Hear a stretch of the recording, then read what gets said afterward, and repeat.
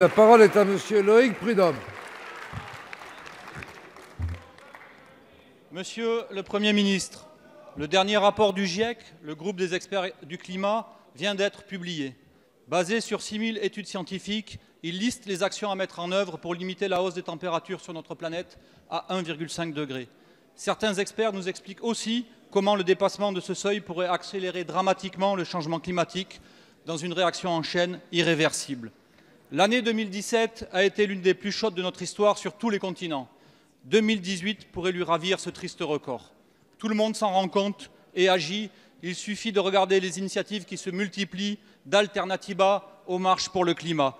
Finalement, il ne reste plus que le champion de la Terre pour entretenir une illusion qui ne résiste pas à l'analyse du budget annoncé du ministère de la Transition écologique. À peine 1 milliard d'euros quand il en faudrait au moins 10 fois plus selon les experts, soit au minimum 10 milliards d'euros pour espérer un résultat sur les émissions de gaz à effet de serre. 10 milliards, c'est moins de 0,5% de notre PIB. C'est à peine la moitié des allègements fiscaux qui seront offerts en 2019 aux grandes entreprises et une goutte d'eau au regard des dividendes distribués. Monsieur le Premier ministre, ce rapport du GIEC est sur votre bureau. La température ne doit pas augmenter au-delà de 1,5 degré.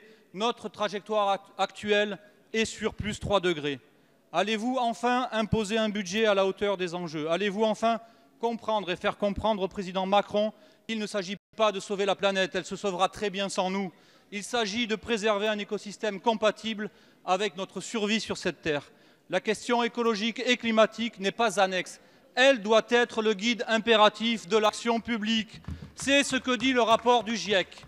Monsieur le Premier ministre, le précédent ministre de la Transition écologique a convenu que répondre à cet impératif absolu n'était pas possible dans vos carcans financiers.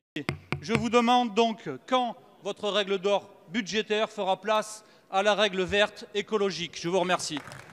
Merci, Monsieur le député. La parole est à Monsieur Lecornu, secrétaire d'État auprès du ministre d'État, ministre de la Transition écologique et solidaire. Merci Monsieur le Président, Mesdames, Messieurs les députés, Monsieur le député Prudhomme, permettez-moi d'abord d'excuser l'absence du ministre d'État François de Rugy et de Brune Poirson qui sont actuellement au Conseil des ministres de l'Environnement à Luxembourg.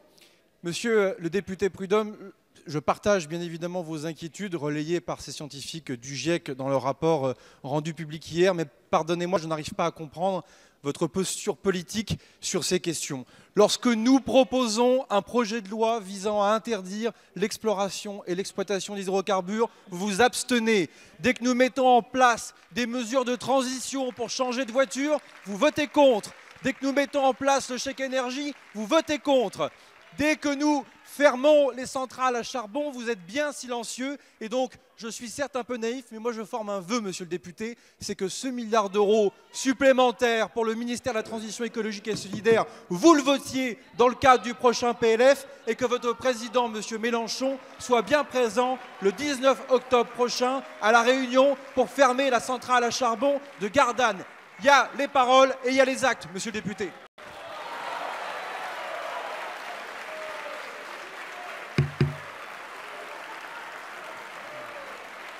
Merci, Monsieur le ministre.